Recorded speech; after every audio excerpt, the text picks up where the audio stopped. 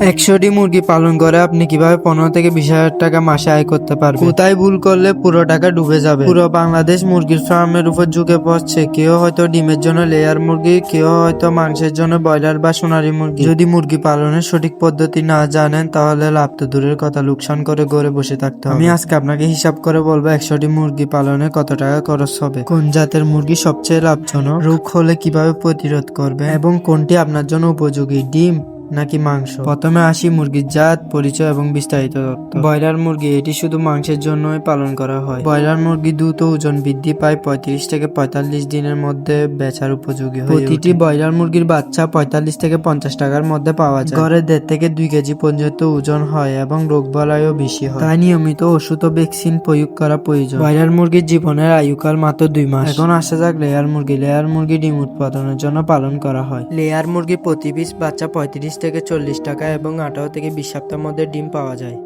100টি মুরগি থেকে 80 থেকে 90 পিস ডিম পাওয়া যায়। ডিম দেওয়া শুরু করে 18 থেকে 19 মাস পর্যন্ত এবং জীবনের আয়ুকাল হলো 2 বছর। এবার আসা যাক মাংসের চাহিদার জন্য কোনটি উপযোগী। মাংসের জন্য ব্রয়লার মুরগি উপযোগী, কারণ বড় হয় কম বয়সে এবং খরচও কম, বিক্রিও তাড়াতাড়ি হয়ে যায়। এ ছিল আজকে ডিম আর মাংসের চাহিদার উপর এবং ব্রয়লার আর লেয়ার মুরগির পার্থক্য। তো আজকের ভিডিও এ পর্যন্ত। সবাই ভালো থাকবেন, সুস্থ থাকবেন, আল্লাহ হাফেজ এবং চিটাগং ফার্ম অ্যাকাউন্টটিকে ফলো করে পাশে থাকবেন।